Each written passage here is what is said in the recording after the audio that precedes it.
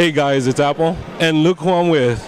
Yes, that's right, Greg Capullo. Greg, how you doing? I'm doing well, man. Thanks for asking to talk to me and listen to all the nonsense I have to say. Great.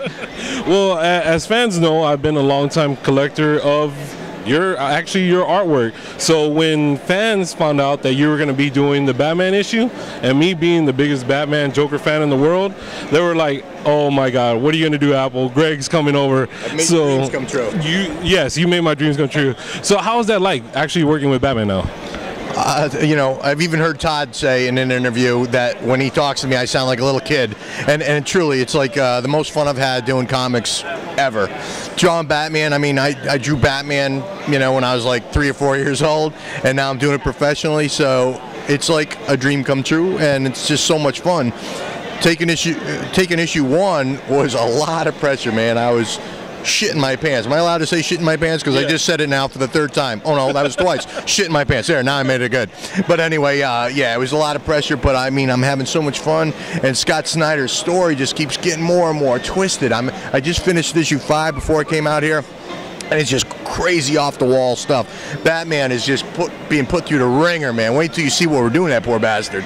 I mean, well, I think after everything that you've done already, like we've already seen from Batman and from the DC side, for fans, what I always try to explain to them, like for years, because I've been doing this for years, I would explain, you know, I wish we always had an artist like Greg to come into Batman, because he gives it not only a dark sense, but he actually makes it real. And that's what I always thought that you always did with Spawn, and that's what I always found favoritism towards you, and I gravitated towards you and your artwork. Thanks. So you coming over to Batman gave him that edge. So with your artwork and coming into Batman, how's that for you, like just bringing your style, knowing that what would DC fans think of this?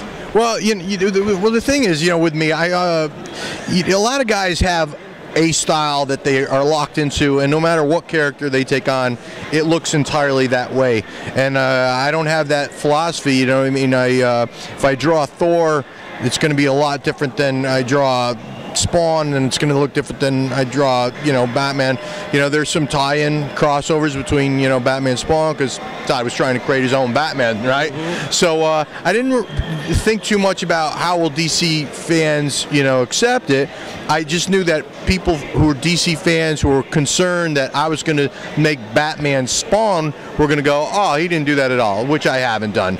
You know, where Batman needs to be dark and gritty, you know, I'm making him dark and gritty, but he's also very superhero-ish, right? So you got to keep it a little bit more lighthearted, a little lively, you know, a little cleaner in spots.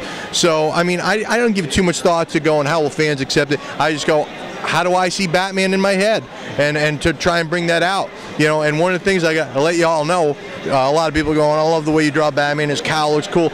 My biggest, when I heard I got a chance to do Batman, I love Frank Miller Dark Knight, when Batman was had the armor on and he's all wired up to Gotham City to fight Superman, and he's got that badass helmet that doesn't have a nose, it just comes down flat.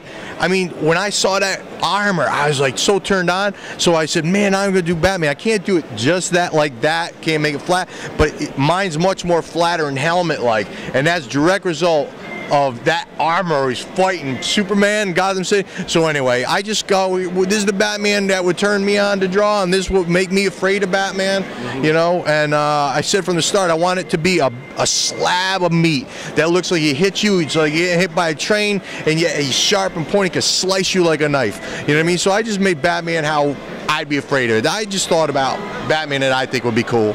Now, as a personal fan of yours, when on the show, I always talked about, a lot of the listeners were not around for the Spawn time. Yeah, right. So I tried to relate to them. I was like, well, Todd created Spawn, and then I said Greg elevated him. Oh, thanks. So when you were coming to Batman, I told everyone, I said, I hope you're ready for something new, because now you're going to see an elevation of Batman. So, hey, as a personal fan, I know a lot of fans have been waiting for this.